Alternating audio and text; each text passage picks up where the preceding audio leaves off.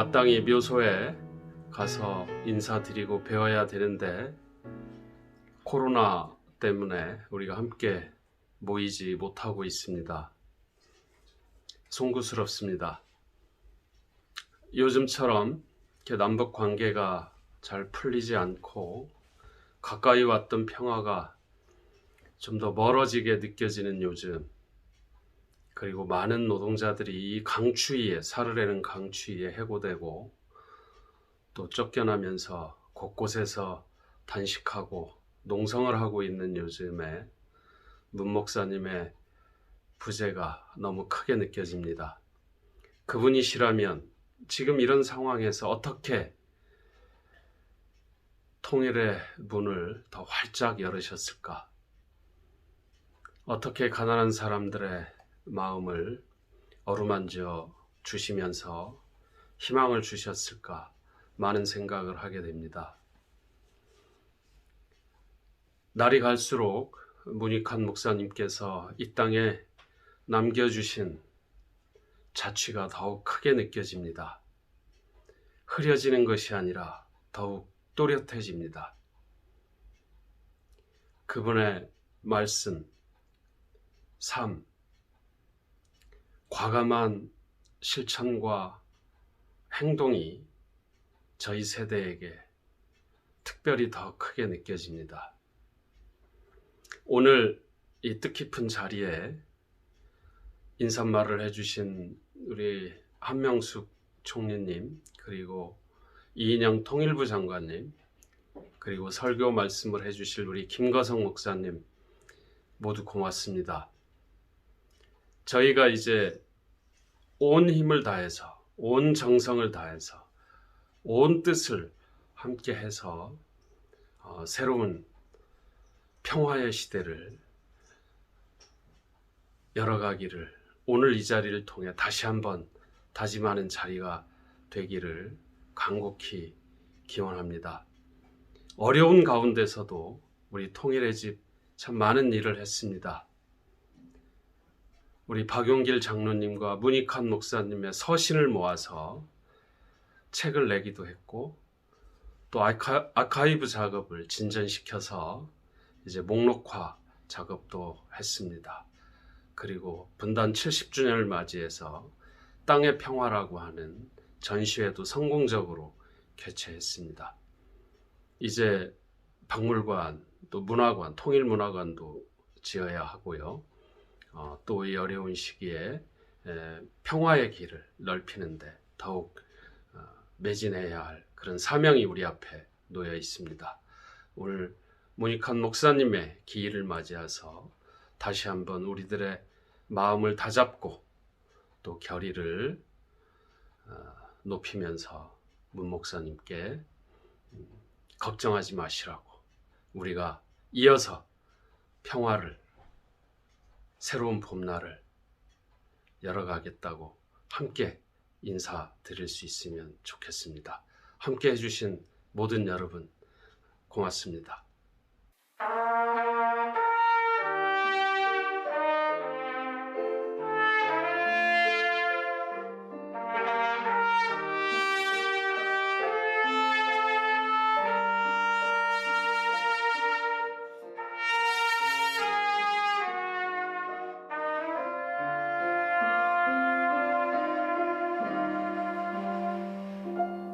부서진 번개불 까맣게 속이 타는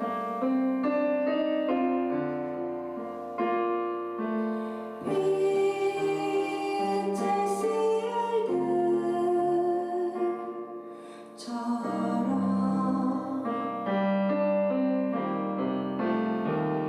왜 자꾸만 길 두고 하늘에서 쏟아질까?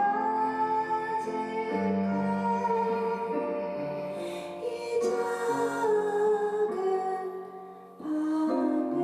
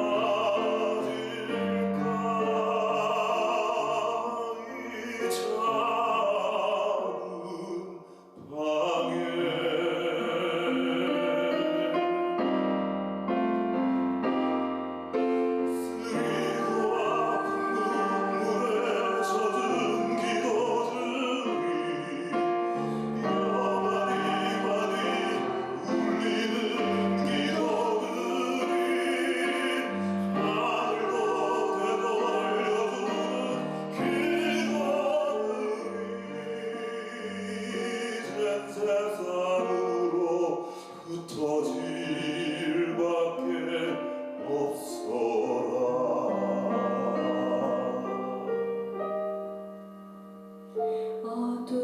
어두워오는 하늘 아래 파란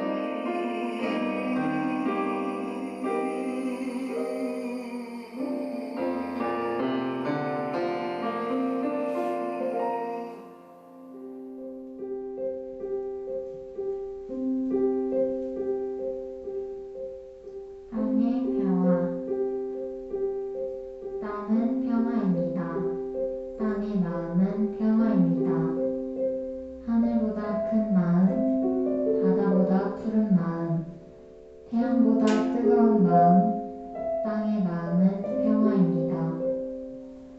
땅과 입을 맞추면서 발바닥은 부끄럽습니다. 냄새나고 더러운 것 무엇 하나 마다하지 않고 받아 마시며 피워내는 풀꽃들, 발바닥은 부끄럽습니다. 활이 아닙니다. 칼도 창도 아닙니다. 기관총도 대포도 탱크도 아닙니다. 핵무기, 전자무기가 문제입니다. 그 가공한 살인무기를 만드는 손들, 그 단추를 누르는 것이 자랑스러운 손가락들, 발바닥은 분노합니다. 위대한 인류의 위대한 문명의 그늘 아래서 배고파 우는 아이들의 울음소리, 발바닥은 아프고 쓰립니다. 활이 아닙니다. 칼도 창도 아닙니다. 기관총도 대포도 탱크도 아닙니다. 핵무기도 전자무기도 아닙니다. 평화가 문제입니다. 하나도 평화, 둘도 평화, 셋도 평화입니다. 은하, 성문 밖으로 밀려나는 평화를 보며 슬퍼하는 하나님의 마음입니다. 평화를 애타게 바라는 하나님의 뜨거운 마음입니다. 간절한 땅을 딛고 서서 발바닥은 불이 됩니다. 뜨거운 땅을 딛고 서서 발바닥은 불이 됩니다. 몸은 선체를 타는 재물이 됩니다. 1982년 늦봄 분익한 드림.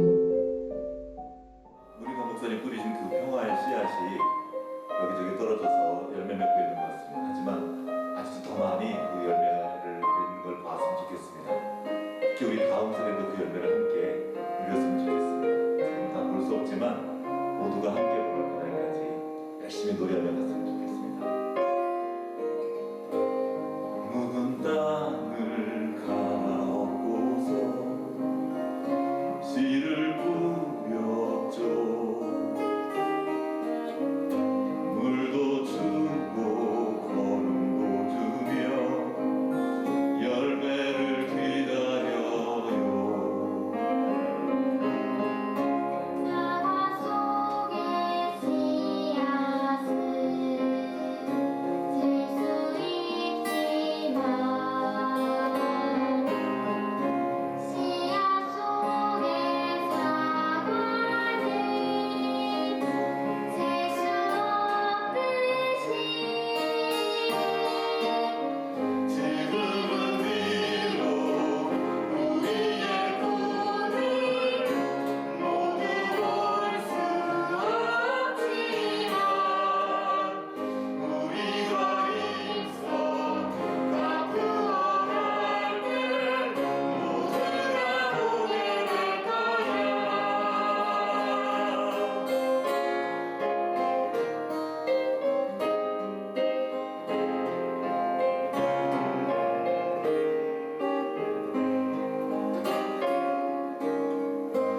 싹이 나고 나무가 자라 열매를 맺는 신비한 생명의 비밀을 우리는 알 수 없죠.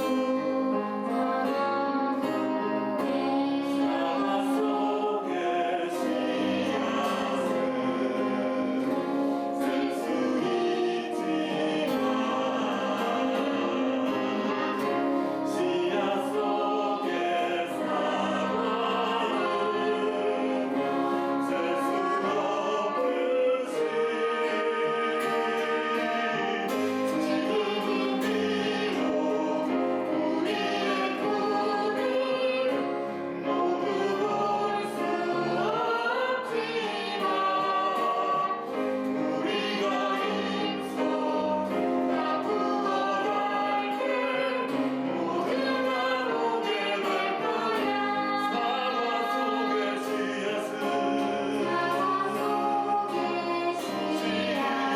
씨앗은 셀 수 있지만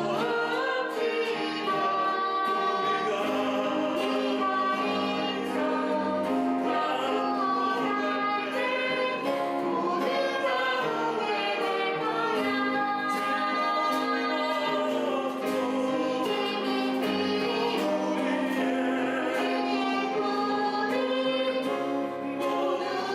씨앗 속에 사과는 셀 수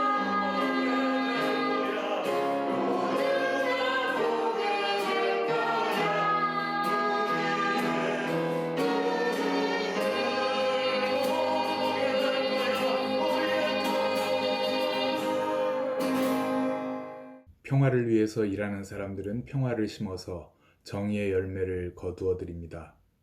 공동번역으로 읽은 야고보서 3장 18절입니다.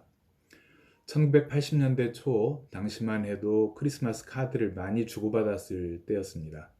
제가 십자가 3개를 직접 그려 만든 카드에 오늘 성서 말씀을 속지에 써넣어서 아는 분들에게 보냈습니다. 당시 신학생이던 제가 속한 교단의 총회장 목사님이 그 카드에 써있던 성서 구절을 직접 찾아보셨던 모양입니다. 그런데 그 구절이 성서에 없다며 제가 다니던 교회 목사님께 불같이 화를 냈다는 이야기를 듣고 깜짝 놀랐습니다. 보낸 카드들을 다시 살펴보니 그 구절은 야고보서 3장 18절인데 제가 착각해서 4장 18절로 잘못 썼던 것입니다. 평화를 위해서 일하는 사람들은 평화를 심어서 정의의 열매를 거두어 드립니다. 그분은 이 말씀이 과연 성서에 있을까 의구심을 가졌을 것이고, 그래서 성서를 찾아보니 야고보서 4장은 17절까지밖에 없거든요. 이 구절은 한 신학생이 자기 생각을 마음대로 성서 말씀인 것처럼 써놓은 것이구나, 이렇게 생각하고 그 신학생에게 분노가 치밀어 올랐겠죠. 제가 3장을 4장으로 잘못 썼을 뿐이지 평화 심어 정의를, 이 구절은 야고보서 성서에 있는 분명한 말씀입니다. 저는 문익환 목사님의 삶이야말로 평화를 심는 삶이었고, 그래서 정의를 일구어내는 역할을 하셨다고 믿습니다. 1988년 저는 민주통일민중운동연합, 당시 민통연이라고 했던 그 단체의 의장이신 문익환 목사님을 모시고 사회국장으로 활동했던 경험이 있습니다. 그런데 목사님께서 하나님 곁으로 가신 지 벌써 27년이 되었습니다. 그때의 일이 새록새록 머릿속에 떠오릅니다. 오늘 제 말씀은 문익환 목사님께 드리는 편지에 담아 보았습니다.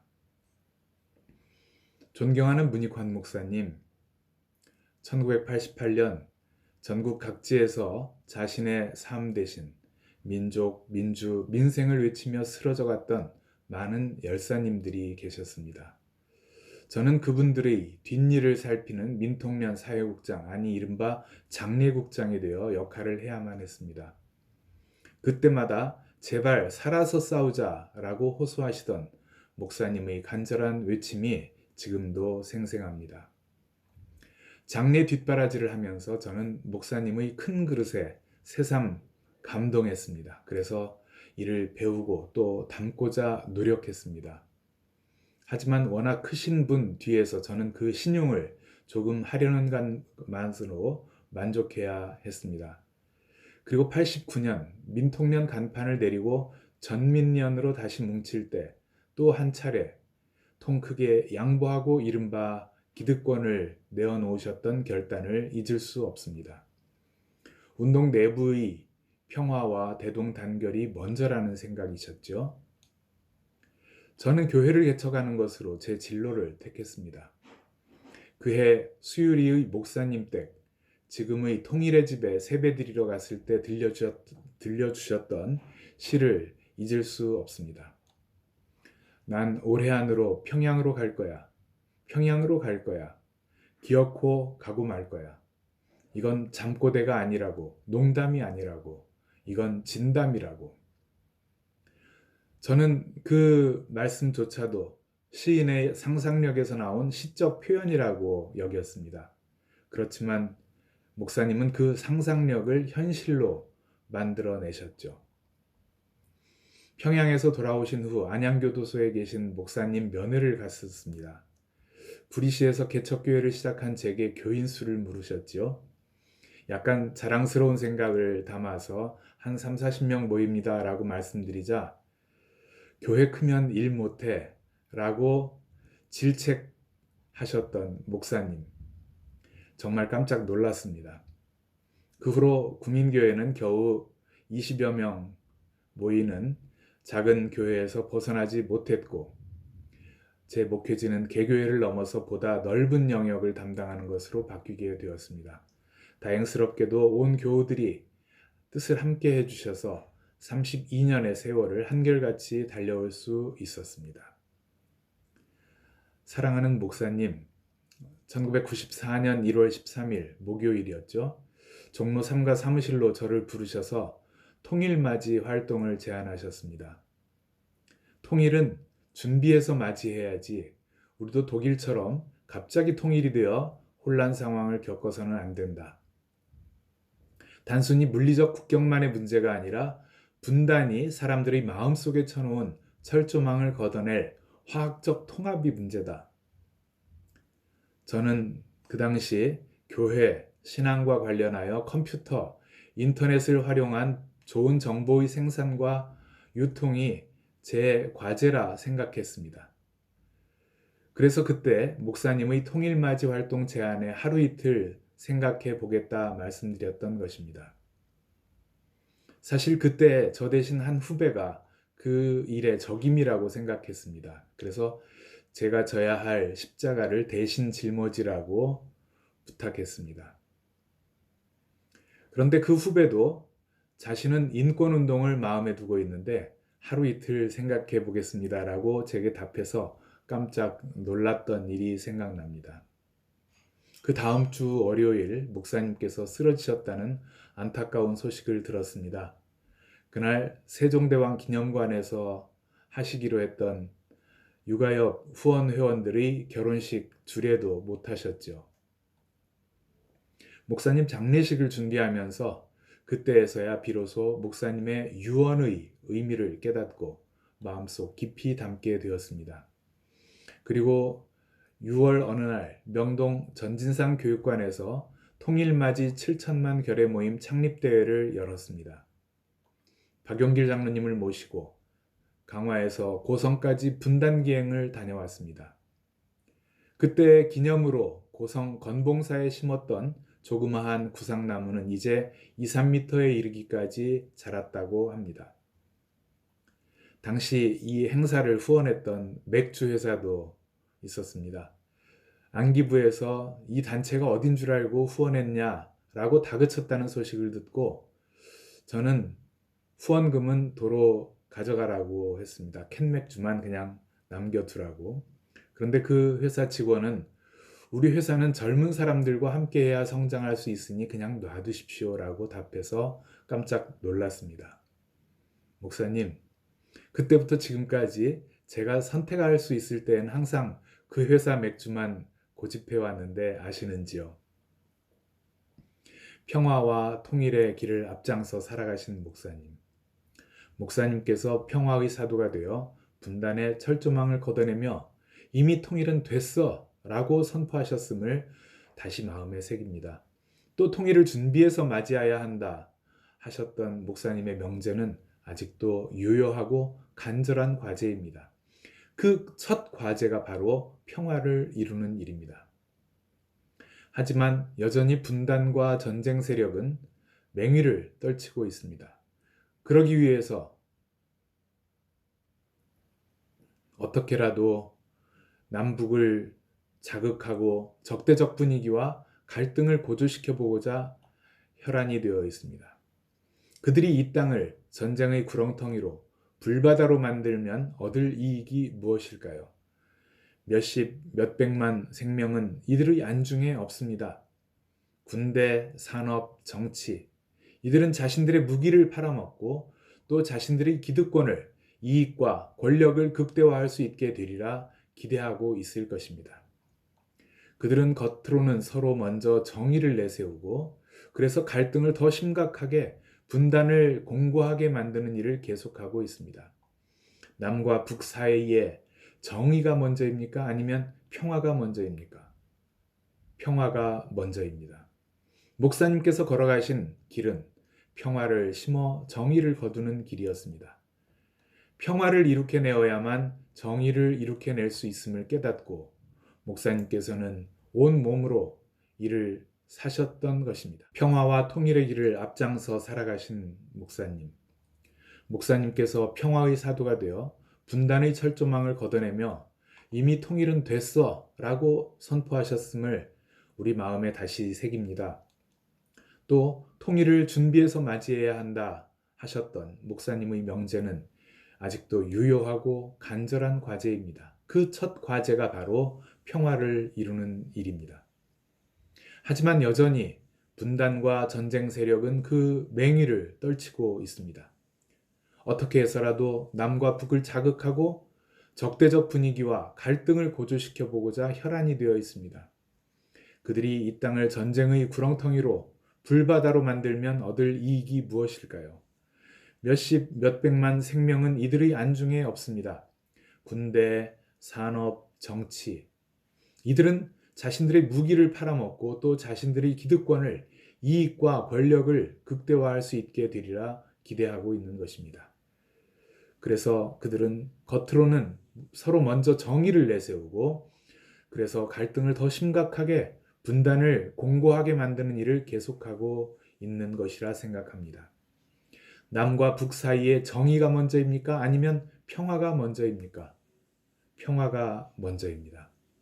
목사님께서 걸어가신 길은 평화를 심어 정의를 거두는 일이었습니다. 평화를 이룩해내어야만 정의를 이룩해낼 수 있음을 깨닫고 목사님께서는 온몸으로 이 진리를 살아가셨던 것입니다. 자신들의 기득권, 돈벌이, 탐욕을 극대화하고자 하는 세력, 이들 분단과 전쟁을 앞세운 이 세력을 물리치고 정의를 세워야 합니다. 평화를 추구하는 세력의 힘이 보잘것없는 것 같이 보이기도 하지만 성서는 바로 그 길이야말로 정의를 세우는 길이라 선포하고 있습니다. 우리를 평화의 길로 나서도록 다시 부르시는 경애하는 목사님. 이 시간 함께 어깨를 걸고 목사님께서 앞장서 걸어가신 평화의 길에 행진하며 따르고자 다짐합니다. 우리는 목사님을 따라 평화를 뿌리내리게 하겠습니다. 남과 북, 해외의 8천만 결례가 하나 되어 그 길을 따라 힘차게 전진해 나갈 때 그 어떤 분단과 전쟁 세력도 우리를 이겨내지 못할 것임을 믿습니다. 오늘 성서 말씀대로 우리는 평화를 심고 기필코 통일이라는 정의의 열매를 거두게 될 것입니다. 목사님, 우리 모두가 그 길을 따르겠습니다. 평화의 왕으로 오신 예수 그리스도가 우리와 함께 해 주실 것입니다. 세상을 창조하시고 역사를 주관하시는 아버지 하나님, 코로나19로 인해 경제, 교육, 정치, 문화뿐 아니라 우리의 사소한 일상까지도 꽉 막혀버렸지만 또다시 2021년 새날을 열게 해주시니 감사드립니다. 한치 앞을 내다볼 수 없는 저희들은 기대와 설렘보다는 불안하고 두려운 마음이 가득합니다. 하지만 너희를 향한 나의 생각은 재앙이 아니라 너희에게 미래와 희망을 주는 것이라 하신 말씀을 기억하며 용기를 얻습니다. 늑봄 문익환 목사님 27주기를 맞이한 추모 모임도 안타깝지만 온라인으로 진행하게 되었습니다. 비록 한자리에 모일 수도 없고 처한 환경과 생각과 사상이 다를지라도 한평생을 올곧게 예수님의 제자로서 이 땅에서의 삶을 살았던 문익환 목사님을 그리워하는 모두가 한마음으로 모이게 하시니 감사합니다. 어느 때보다도 더 어렵고 힘든 사람들이 많아졌습니다.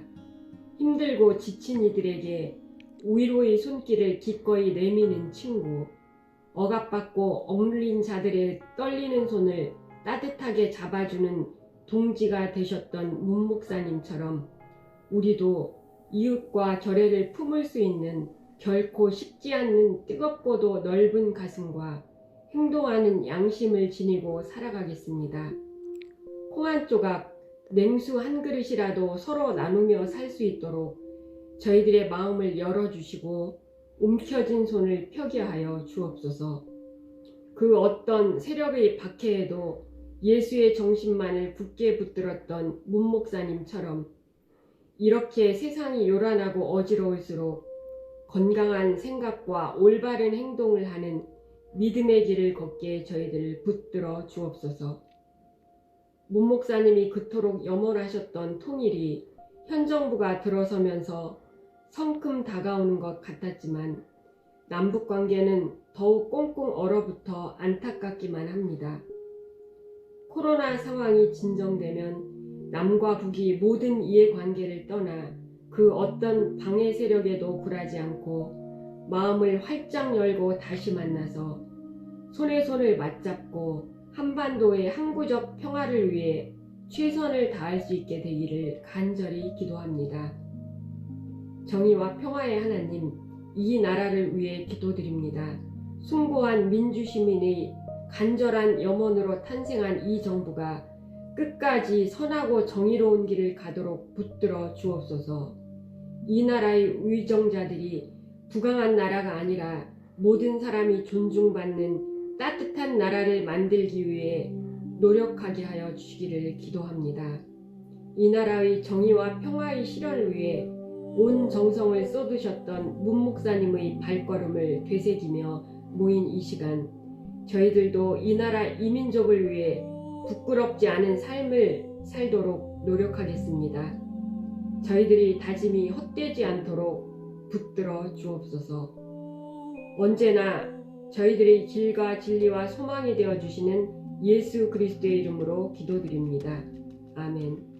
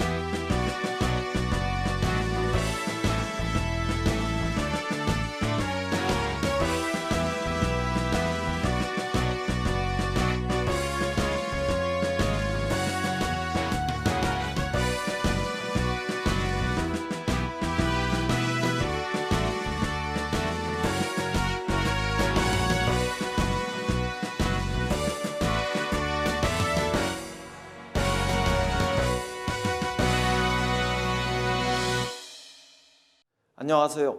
통일부 장관 이인영입니다. 매년 초 문익환 목사님을 그리워하는 사람들은 모란공원에 모입니다. 찬 겨울의 시큰한 바람을 맞으며 목사님의 말씀과 그 실천 정신을 다시금 새기곤 합니다. 문익환 목사님을 마음속에 떠올릴 때면 가슴 저 깊은 곳에서 뜨거운 그 어떤 곳이 용솟음쳐 어느새 추위는 온데간데 없어지는 듯한 느낌을 다들 경험해 보셨을 겁니다. 목사님의 뜨거운 진심이 여전히 우리 가슴 속에 살아있고 또 함께 하시기 때문일 겁니다. 올해는 모란공원의 찬바람을 함께 맞을 수는 없지만 이렇게 영상으로나마 목사님에 대한 추억을 또 기억을 여러분과 함께 나눠보려 합니다. 작년에 통일부 장관이 된 이후 처음 맞이하는 목사님 추도식입니다. 평화와 통일에 대한 간절함이 그 어느 때보다 짙어진 지금 참 통일의 큰 어르신이셨던 목사님의 따뜻한 한마디가 더욱 그리워집니다. 제가 기억하는 문익환 목사님은 가슴으로 통일을 외치는 분이셨습니다. 머리가 아니라 뜨거운 마음으로 심장의 울림 그대로 이 땅에 통일의 희망의 노래를 부르고자 하셨습니다. 열사들의 이름을 목 놓아 부르시던 그 절규는 잊혀지지 않고 남아 이 시대의 희망의 노래를 부르고자 하는 모든 사람들의 촛불혁명의 정신으로 되살아 났었습니다.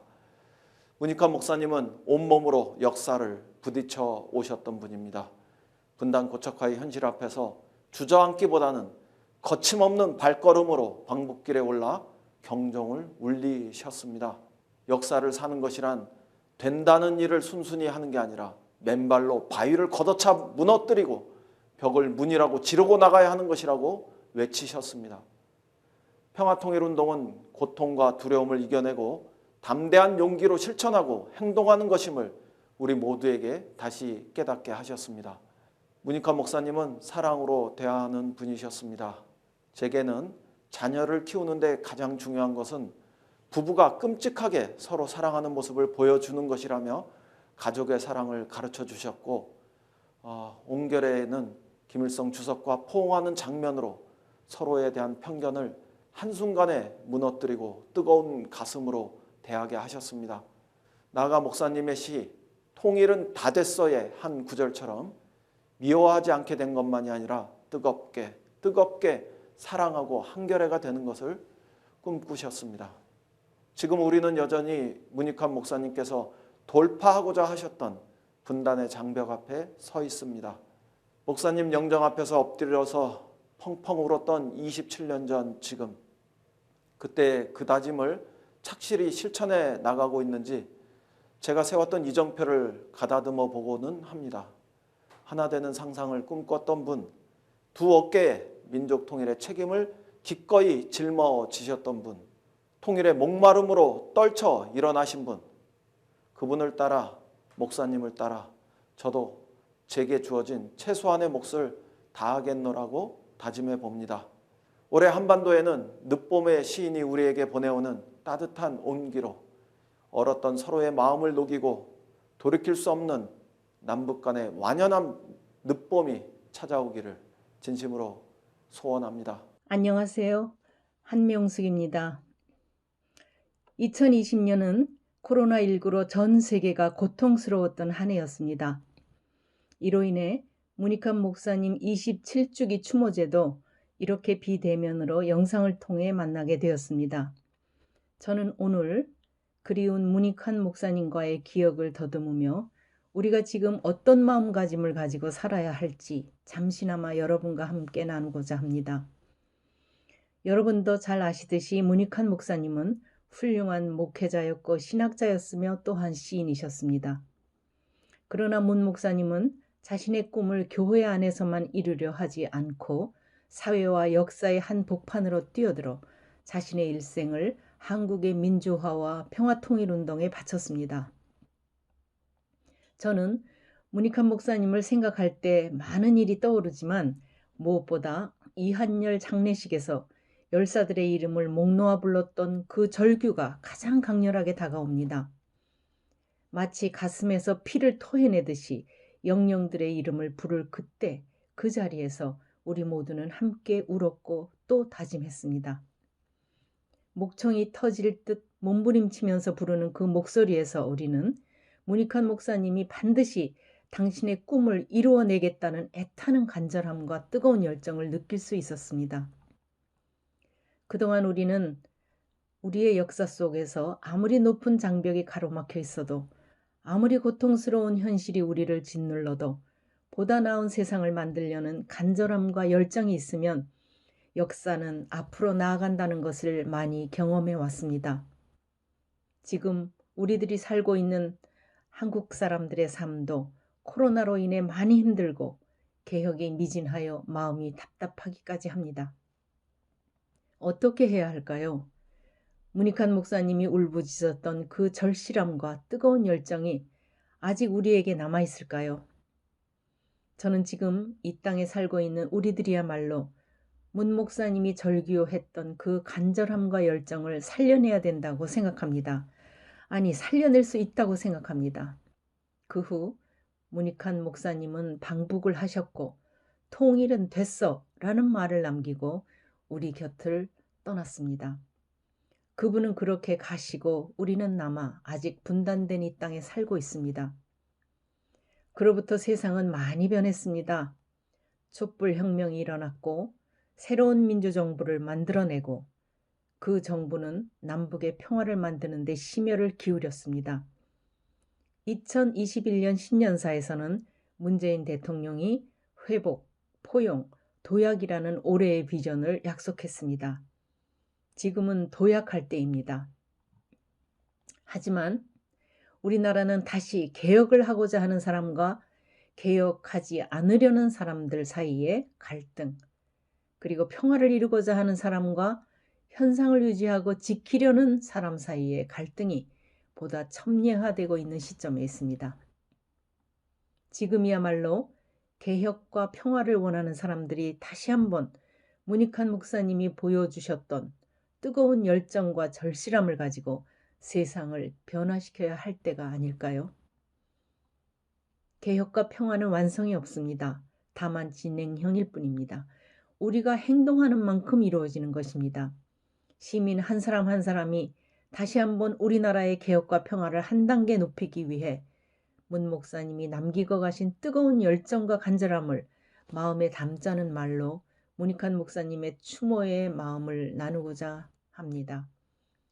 신축년 새해에는 코로나를 극복하고 우리나라에 보다 높은 개혁과 평화를 만들어내는 한 해가 되기를 기도합니다. 늦봄 문익환 목사님, 봄길 박용길 장로님, 우리 모두에게 힘을 주시고 두 분 편안히 잠드소서. 감사합니다. 안녕하십니까. 한신대학교 총장 연기용입니다. 새해가 밝았습니다. 새해 복 많이 받으십시오. 우리들의 큰 스승 문익환 목사님께서 벌써 저희들 곁을 떠난 지가 27주년이 되었습니다. 통일은 다 됐어 말씀하시면서 두루마기를 휘날리며 성큼성큼 앞으로 나가시던 선생님의 모습이 새삼 그립습니다. 지난해에 이어 올해까지 이어진 이 코로나19의 팬데믹은 남한과 북한 모든 동포들을 힘들게 하고 있습니다. 통일의 열망이 더욱더 간절해지는 때입니다. 문 목사님의 혼과 정신을 담은 저희 한신대학교는 지난해 문 목사님의 절친이었던 장준하 선생님의 장준하 통일관을 캠퍼스 안에 개관했습니다. 모든 사람들이 우러러봤던 문익환 목사님, 민중들의 아픔이 있는 곳이라면 어디든지 먼저 맨발로 뛰어가셨던 분. 통일이라면 어떠한 통일이라도 가능하다고 통일을 위해 목숨을 바쳤던 장준하 선생님. 이 두 분의 뜻을 이어서 저희 한신대학교는 통일시대에 필요한 통일 대통령을 배출해 갈 것입니다. 80주년 민주한신으로서의 고난의 여정을 이어서 이제 한신 100년을 향한 새로운 출발을 올해부터 시작하려고 합니다. 저희 한신대학교가 두 분의 뜻을 이어서 반드시 통일의 대통령을 배출하고 한반도가 전쟁과 빈곤, 갈등과 대립의 곳이 아니라 세계로 평화를 선포하고 평화를 발신하는 이 평화의 땅으로 만들어 가겠습니다. 그 일을 위한 인재들을 한신대학이 배출하겠습니다. 27주년 문 목사님을 추모하며 한신대학교는 이러한 결의를 가지고 새롭게 통일의 길로 나아가겠습니다. 청년으로서 통일에 대한 포부를 말씀드리기 전에 하늘에서 보고 계신 문익환 목사님께 전해드리고자 하는 말이 있습니다. 비록 세월이 많이 지났지만 21세기에 태어난 저와 같은 청년 세대들도 문익환 목사님의 정신을 끝까지 잃지 않고 여전히 마음속에 새겨놓고 있습니다. 혹시라도 못다 이룬 한반도 평화에 대한 아쉬운 마음과 죄책감을 여전히 담아두고 계시다면 이제는 청년 세대를 믿고 남아있는 그 마음들을 덜어주셔도 된다는 말씀을 올립니다. 삼가 고인의 명복을 빕니다. 제가 청소년 시절일 때 이런 이야기를 주고받았던 적이 있습니다. 과연 통일이 될까? 되겠냐? 그냥 공부나 해. 냉소 섞인 답변이었지만 그 당시에는 저도 그 답변과 별반 다르지 않게 생각했었습니다. 분단이 된 지 70년이 다 되어가던 그때 당시의 통일이란 10대에겐 그저 한편의 소설처럼 느껴지는 너무나도 먼 이야기에 불과했습니다. 하지만 2018년 판문점 선언에서 큰 충격을 받았습니다. 되겠냐? 에서 안 될 건 없겠는데? 로 불가능에서 가능으로 바뀌었습니다. 통일이 먼 소설 속 이야기가 아닌 생각보다 더 가까운 곳에 존재하는 현실 속 이야기임을 깨달았습니다. 지금은 또다시 남북관계가 얼어붙게 되어서 이후에 판문점 선언의 감동을 알지 못하는 새로운 세대들에게는 통일이 더욱 멀게 느껴질 수도 있습니다. 저는 이럴 때일수록 판문점 선언의 감동을 떠올립니다. 통일에 대한 바람이 통일에 대한 외침이 되고 통일에 대한 외침이 결국은 만남으로 이어졌던 판문점 선언의 그 경험을 잊지 않는 한 저는 더 발전된 형태로 다시 찾아올 것이라 확신합니다. 그 순간을 더 앞당길 수 있도록 문익환 목사님의 정신을 이어서 통일에 대한 바람이 다시 한번 만남으로 이어질 수 있게 청년이 앞장서서 통일 한반도를 만들어 나가겠습니다. 네, 오늘 문익환 목사 27주기입니다. 근데 코로나 사태가 해를 넘겨서 계속되고 있기 때문에 이렇게 묘소에서 직접 추도식을 하지 못하고 저희들이 가족들만 인사드리고 온라인으로 이렇게 추도식을 갖게 됐습니다. 지난 한 해 저희 가족은 문 목사 사셨던 집을 통일의 집으로 해서 박물관으로 쭉 운영하고 있습니다. 코로나 사태에 따라서 열었다 닫았다 반복하고 있죠. 6월 1일에는 박용길 장로 전기를 출간을 했습니다. 그러니까 여성운동은 사실 기독교에서 출발한 측면이 있는데요.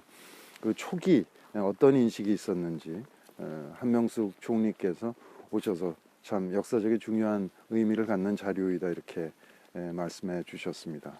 그리고 그날 늦봄 통일상을 육아협에 드렸습니다.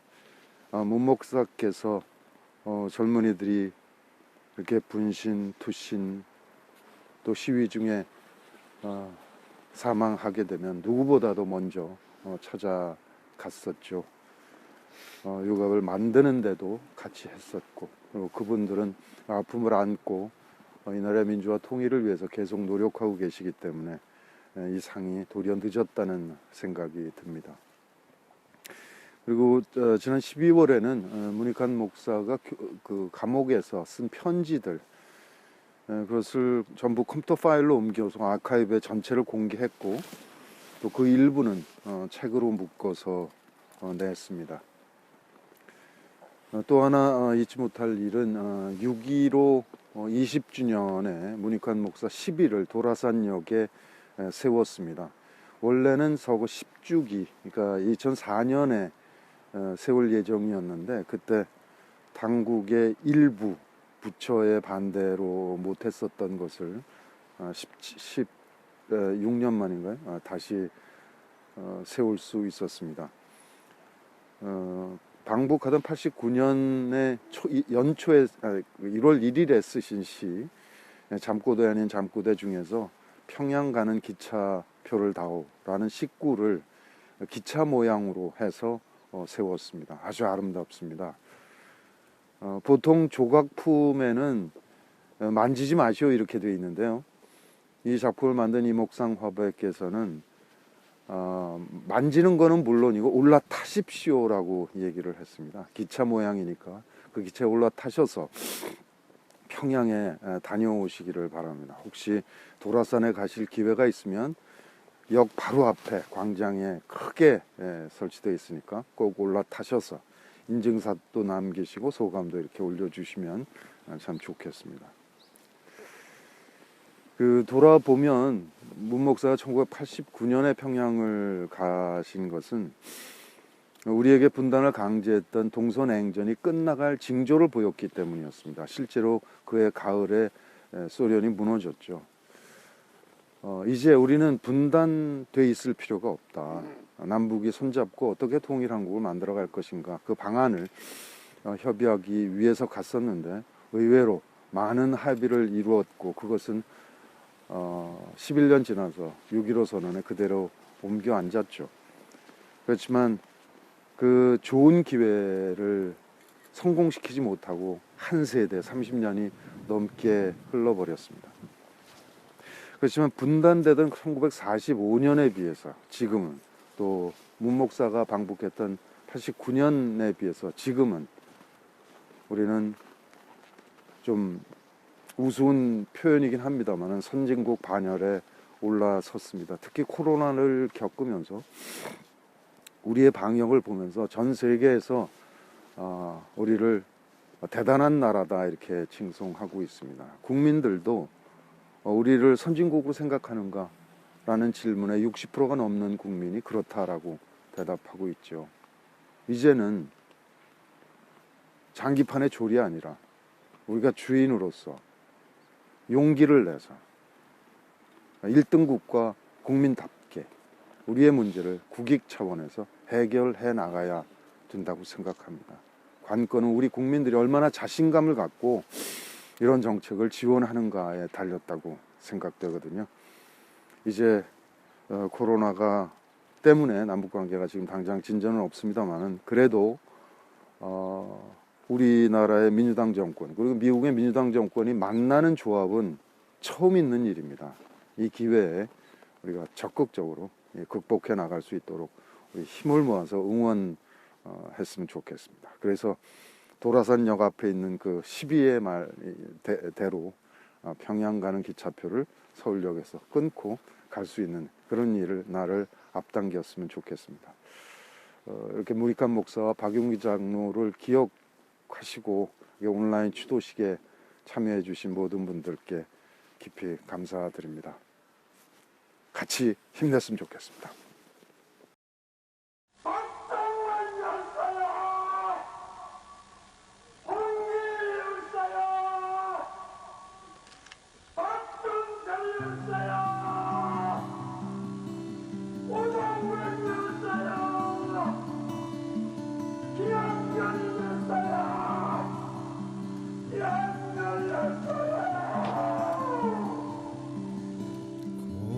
고마운 사랑아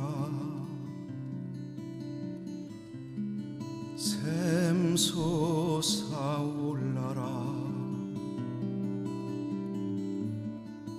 이 가슴 터지며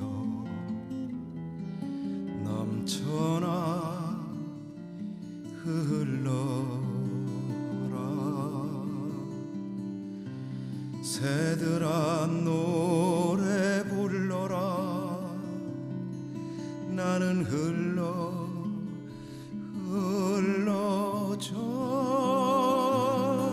쉬리 메마른 이내 강산을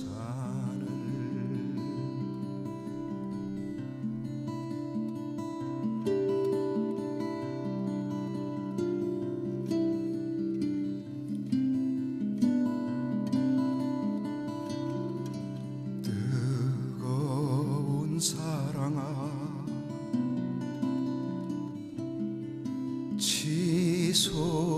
치솟아올라라 누더기 인생을 불질러 버려라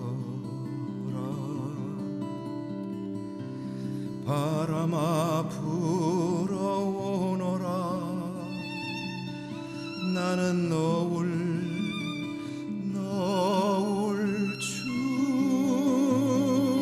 춤추리 이온 땅 녹여내면서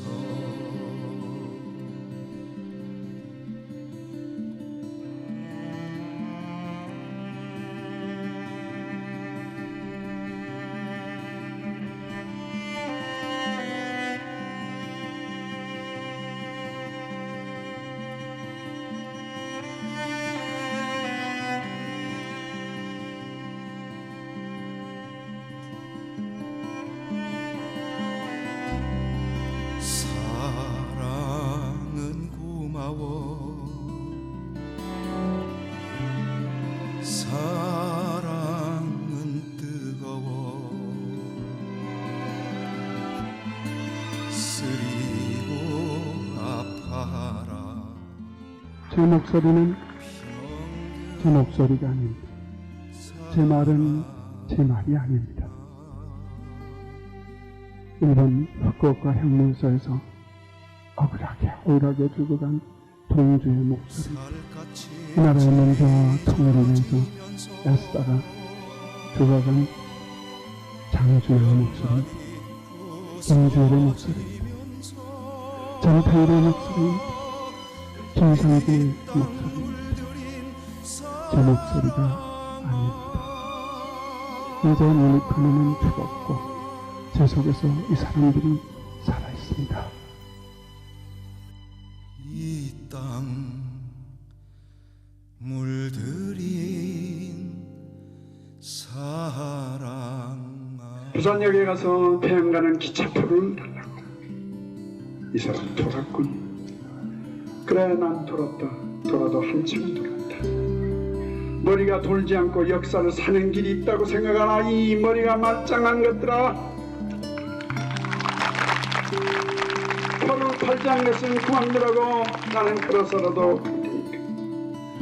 임직명을 헤엄쳐서 갈 테니까. 가다가 총에 맞아 죽으면 그야 하는 수 없지. 구름처럼 바람처럼 넋으로 가는 거지.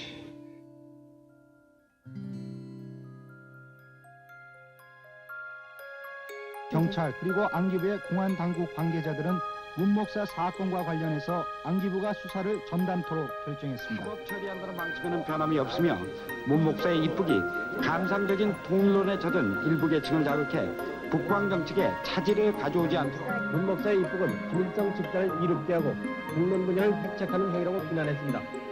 문 목사 일행이 북한에서의 언동을 비판하는 벌기대를 가졌으며 광주시와 김치,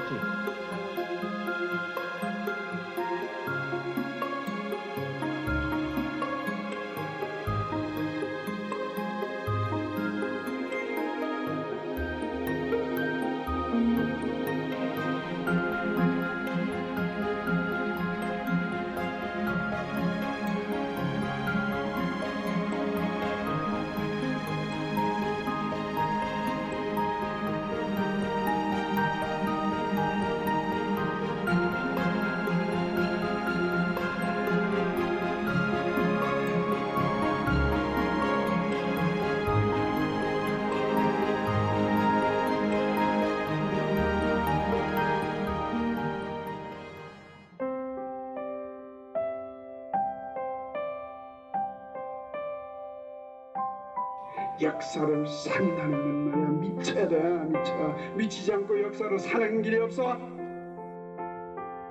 절벽을 문이라고 들이치고 그걸 묻히면서 살아야 돼.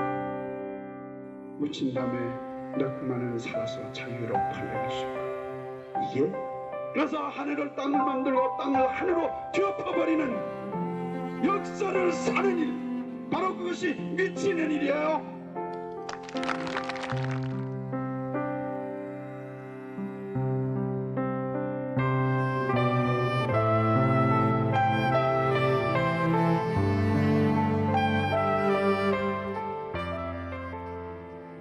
앞으로 저와 같이 통일을 위해서, 민족 해방과 민족 해방을 위해서 저 미친 생활을 신나게 살아갑시다. 역사를 그렇게 함으로써 뒤엎어버리는 생활을 우리 다 같이 살아갑시다.